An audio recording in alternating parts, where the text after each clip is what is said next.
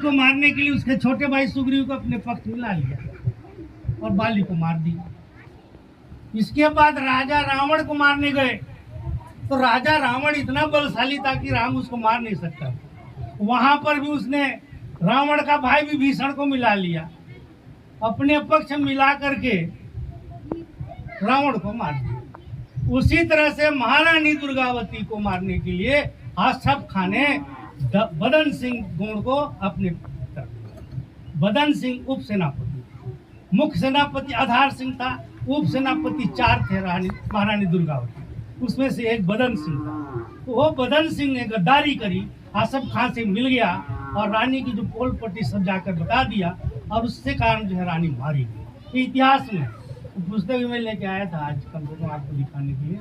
महारानी दुर्गावती के नाम से एक किताब पुस्तक है जो मेरे पास है, उसमें यह बात लिखा हुआ है कि बदन सिंह ने महारानी दुर्गावती के साथ धोखाधड़ी किया और इसीलिए उस लड़ाई में हारी और उस हारे में उनका जो है मृत्यु हुआ, शहादत हुई, वो अपने को आपको बलिदान कर। ये कहानी है, एक पक्ष। दूसरा हारने का पक्ष, एक और पक्ष है, उसको जानना बहुत जरूरी है। दूसरा पक्ष ये है जो मैंने बताया था कि जब महारानी दुर्गावती की शादी हुई उसके बाद से जो हिंदुओं का गणौना में प्रवेश हुआ, आना जाना उनका यहाँ जब मिशन हो गया, बढ़ गया, उनकी संख्या बढ़ गई, बामन आ गए, बनिए आ गए, ठाकुर आ गए, कई कई पदों पर, कोई सेनापति में घुस गया, कोई किसी पद में घुस गया। हमारे गौड़ समाज की व्यवस्था, गौड़ साम्राज्य की सारी शासन व्यवस्था पर उन लोग अपने आप को बैठा लिए, एक तरह से कब्जा सा कर लिया। और धीरे धीरे क्या हुआ, हमारा वो पूरी तरह से हमारा धर्म को जो है साइड लाइन कर दिया। हमारा धर्म जो है इतना कमजोर हो गया कि उतने बड़े लड़ाई में हम अपने आप को कमजोर पा गए। हमारा धर्म एकदम कमजोर हो गया और उनका धर्म जो मजबूती से खड़ा हो गया। गोंडवाना की जहाँ राजधानियाँ हैं वहाँ सारे पंडित पुजारी, सारे पंडित लोग बैठ गए मंदिरों में, दिवालियों में, और सारा संचालन जो है बदन सिंह में हार कारण था। और दूसरा कारण हमारा धर्म का जो हास हुआ, धर्म का जो नाश हुआ, वो हमारा बहुत बड़ा हार है। ये चीज को आज हम जब देखते हैं, आज हम किसी बात की बात करते हैं, अपनी समस्याओं की बात करते हैं, समाज के मुद्दे की बात करते हैं, समाज में सुरक्षा की बात, समाज में शिक्षा, स्वास्थ्य, रोजगार, तमाम मुद्दे की बात करते हैं, तो वहाँ पर हम यही पाते हैं कि आज जहाँ पर हमारा धर्म जो साइड लाइन हुआ है, जब तक हम अपने धर्म को फिर से सामने नहीं लाएंगे तब तक हम मजबूती से उन चीजों को, उन समस्याओं से लड़ नहीं पाएंगे। ये एक बहुत बड़ा मुद्दा है, इस चीज को आप सभी को भली बातें समझने की आवश्यकता है। धर्म का मतलब सिर्फ पूजा पाठ, देवी देवता से नहीं होता है। धर्म का मतलब होता है धर्म आचरण, जिसको बोलते हैं, उसमें हमारे आचरण, व्यवहार, चाल चलन, रीत, पूजा पाठ, तीज त्योहार, सारे चीज हमारे धर्म के अंदर आते हैं। जो हमारे चाल चलन, व्यवहार, संस्कार हैं, यही हमारे मुख्य धर्म के आधार होते हैं। हमारे समाज की व्यवस्था लेकर के है, लेकिन बाकी चीज के लिए कोई समाज व्यवस्था का मतलब नहीं है। समाज का कानून, समाज का जो नियम है वो लिखा हुआ है चाहे नहीं लिखा हुआ है, लोग जानते समाज का नियम क्या है, लेकिन कोई नहीं मान रहे, मतलब धर्म को ही नहीं मान रहे। समाज में किस तरह का आचरण व्यवहार, छोटे के साथ बड़े के साथ कैसे व्यवहार करना चाहिए, समाज के बीच में कैसे अपना जिम्मेदारी, अपना दायित्व निर्वहन करें, ये सब हमारे धर्म के अंदर आते हैं। आज देखो यहाँ पर क्या चीजें हैं, इतना बड़ा कार्यक्रम हो रहा है, इतने बड़े गांव में, पूरे गोंडों की बस्ती में, यहाँ आधे लोग बाहर के लोग, यहाँ जो बैठे हैं इसमें आधे लोग बाहर गांव के हैं। क्यों? आधे लोग गांव के बाहर के हैं। मुझे लगता है सिर्फ महिलाएं बस इस गांव की दिख रही ज्यादा, बाकी सारे पुरुष लोग अपने घर में चिपके पड़े हैं। ऐसे धर्म बचेगा? ऐसे में कैसे अपना धर्म बचेगा? जब आप अपने धर्म के लिए नहीं घर से निकलोगे, अपने समाज के लिए घर से बाहर समय नहीं दोगे, कैसे बचेगा? आज उसी चीज की तो लड़ाई हो रही है। हमारे मराठी जी संस्कृति बोल रहे, उसका मतलब वही है। संस्कृति संस्कार जो हमारे आचरण है उनको कैसे बचाओगे? कोई संस्कार है नहीं। वहाँ लड़के तो वहाँ पर खड़े देख रहे हैं जैसे यहाँ कोई तमाशा हो रहा है। मुझे लगता है वो भी समाज के बच्चे होंगे, पता नहीं उन बच्चों को कैसे संस्कार मिले हैं। वो सोचते हैं कि बेवकूफ लोग यहाँ बैठे हैं। वो जो लड़के वहाँ बाहर खड़े हैं ना, वो लड़के सोचते होंगे ये सब बेवकूफ लोग बैठे हैं यहाँ। उन लोग होशियार लोग किनारे किनारे में, वो ज्यादा होशियार, ज्यादा पढ़े लिखे लोग। और आप बेवकूफ लोग हो जो यहाँ बैठ करके मेरी बात सुन रहे हो। ऐसा सोच है। देखो आज के नौजवान हमारी पीढ़ी है ना, उनकी सोच यही बनी हुई। उनमें समाज, परिवार, संस्कृति, संस्कार किसी से कोई लेना देना नहीं, कोई मतलब नहीं है। जबकि सबसे ज्यादा जिम्मेदारी नौजवानों की होती है। इन सब चीज में नौजवान की भूमिका सबसे ज्यादा होती है, पर उनका कहीं कोई भूमिका नजर नहीं आती। ये एक महत्वपूर्ण बात है। दूसरी बात मैं कहना चाहता हूँ, जो हमारा धर्म है, धर्म की लड़ाई और हम धर्म से ही लड़ पाएंगे। आज आप पूरे देश में फिर से धर्म की लड़ाई शुरू हो गई, पूरे भारत में फिर से धर्म की लड़ाई शुरू हो गई है। आप पिछले 10 साल से सुनते रहे होंगे, देखते रहे होंगे, टीवी पर देखते रहे होंगे, जय श्री राम करके पूरा हिंदुस्तान में, पूरे भारत में पूरा धर्म धर्म धर्म चिल्लाए जा रहे हैं। चाहे चुनाव हो तो जय श्री राम, कोई बैठक हो तो जय श्री राम। बताओ, इतना सुन सुन के आप लोग इतना नहीं समझ पाए कि वो जय श्री राम कहते, हम जय बुढ़ादेव नहीं कह सकते क्या? हम भी तो कह सकते हैं जय बुढ़ादेव, पर कोई नहीं बोलेगा। ये जो चीजें हैं, इसको आपको समझने की चीजें हैं। आज हमको धर्म को फिर से स्थापित करना है, ताकि हम अपनी समस्याओं से निजात हो पाए, हम समस्याओं से लड़ पाए। अगर हम नहीं कर पाएंगे धर्म को खड़ा, तो बिल्कुल हम समस्याओं से नहीं लड़ पाएंगे। ये मेरा मानना है। पूरा आजकल चुनाव भी धर्म के आधार पर हो रही है। एक तरफ मुसलमान, एक तरफ हिंदू। हमारे आदिवासी गौड़ लोग बीच में पड़े हुए हैं। हम किधर जाएं? इधर जाएं कि उधर जाएं? कुछ इधर जा रहे हैं, कुछ इधर जा रहे हैं, कुछ इधर जा रहे हैं। किसी को कोई रास्ता दिख नहीं रहा है। ऐसे में हमारा दायित्व बनता है कि हम अपने धर्म को पुनर्स्थापित करके समाज को मजबूती प्रदान करें और हमारे आने वाली पीढ़ी के लिए एक ऐसा मंच तैयार करें, जिस मंच में हमारे नौजवान खड़ा होकर के दुनिया का मुकाबला करने के लिए तैयार होकर के आए। ऐसा हम आगे भविष्य के लिए समाज चाहते हैं। सबसे पहला चीज जो हमारा आज की जरूरत है, वो है हमारा स्वास्थ्य, शिक्षा और सुरक्षा। रोजगार वगैरह बहुत सारे मुद्दे हैं, लेकिन सबसे जो महत्वपूर्ण विषय है स्वास्थ्य, शिक्षा और रोजगार, सुरक्षा। ये तीन चीज को सबसे पहले प्राथमिकता के आधार पर हमारे समाज को स्वयं आकर के आगे आना पड़ेगा। समाज खुद हाथ मिले। शिक्षा व्यवस्था कैसे हो, प्राइमरी स्कूल से मिडिल स्कूल से लेकर के जहाँ जहाँ पर जो शिक्षा है हमारे बच्चों का है, वहाँ तक समाज खुद आ गया है। गांव में स्कूल है, पूरे समाज लोग आकर भरे कम से। स्वास्थ्य के बारे में भी जो स्वास्थ्य सुविधाएं हैं, स्वास्थ्य के बारे में बिल्कुल कोई चिंता नहीं है लोग। नौजवान पीढ़ी को देखो, बिल्कुल है तो नौजवान, लेकिन आज उनके शरीर को देखो, एकदम टटका तरीके से हिल रहे। नए नए लड़के एक झापड़ मार दो तो हवा बह जाए, ऐसा टाइप के लड़कों का शरीर है।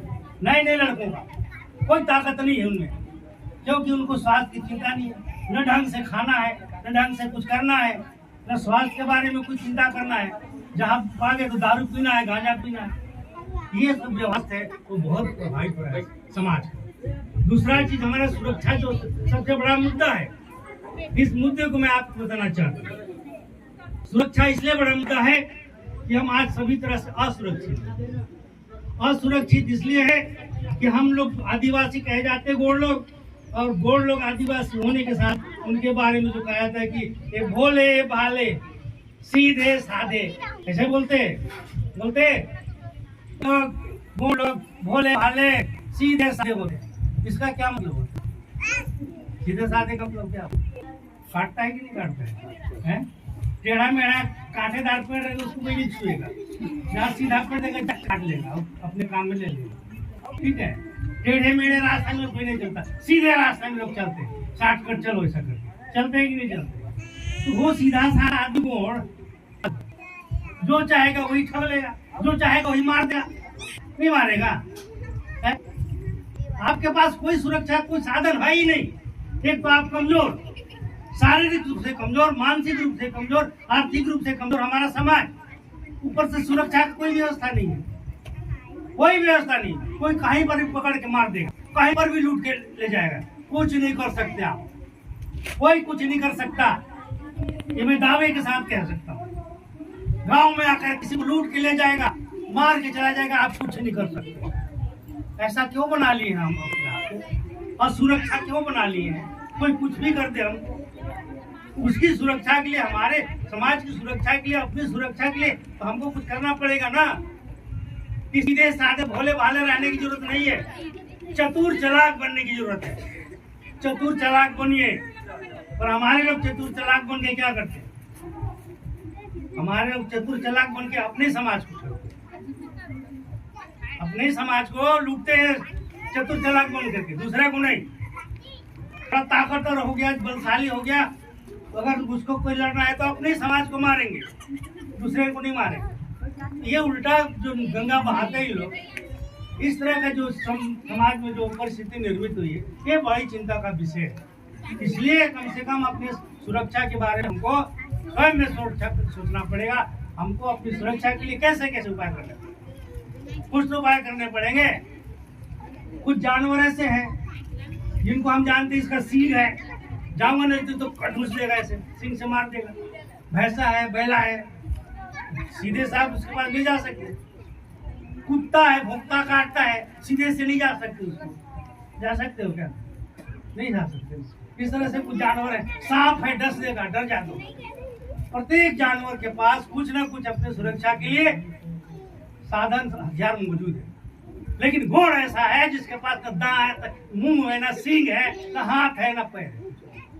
न हाथ चला सकते, मुंह चला सकते, कुछ नहीं कर सकते। कोई भी आदमी सीधे से आपको मार के लूट के ले जाएगा, कुछ नहीं कर सकते। ऐसी स्थिति के लिए हमको सामाजिक रूप से, व्यक्तिगत रूप से, पारिवारिक रूप से सक्षम होना है अपनी सुरक्षा के लिए। घर में हथियार रखो ना, क्या दिक्कत है? कहने से हम कह देते, लेकिन घर में हथियार रखोगे तो बेटा बाप को पूछ देगा। ये तो हालत है।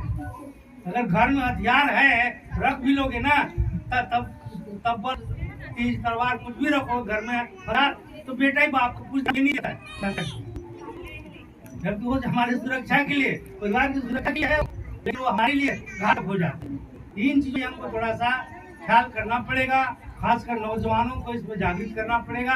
इस तरह से लंच के जो घूमते रहते हैं और समाज के बीच नजदीक नहीं आते, समाज से पता नहीं क्यों इतना दूरी बना करके उन लोग इस तरह से रहते हैं, ये समझ से पड़े। तो कुल मिला के आखिरी बात मेरा है कि धर्म का फिर से स्थापना करिए, धर्म का पालन करिए।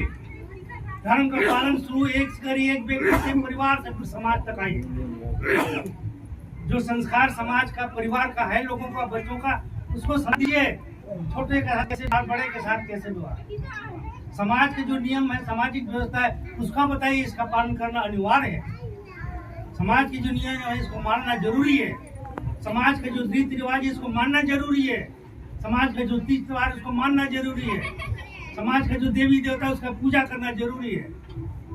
ये जो चीजें, हमारी जो चीजें धर्म की चीजें हैं, इन्हीं चीज को फिर से शुरू करिए ना। दूसरे के धर्म को, दूसरे के त्योहारों को, दूसरे के भगवानों को पूजा करने से क्या मिलेगा? कुछ नहीं मिलेगा।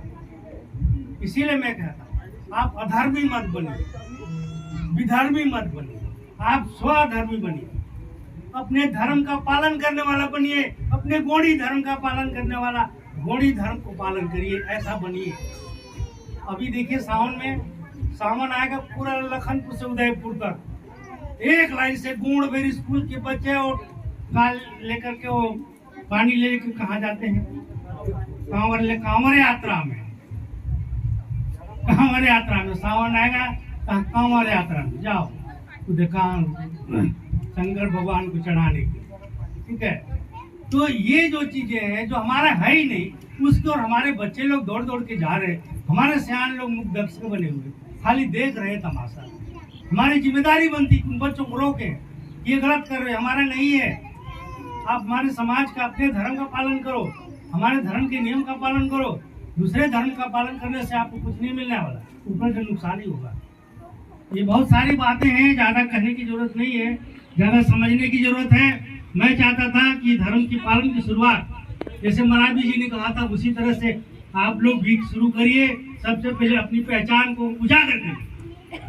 मैं कौन हूँ तो कौन हूँ, मेरा दर्द गोंडी है, इस बात को डंके की चोट पर बोली। कितने लोग बोल सकते हैं? हाथ खड़ा करिए।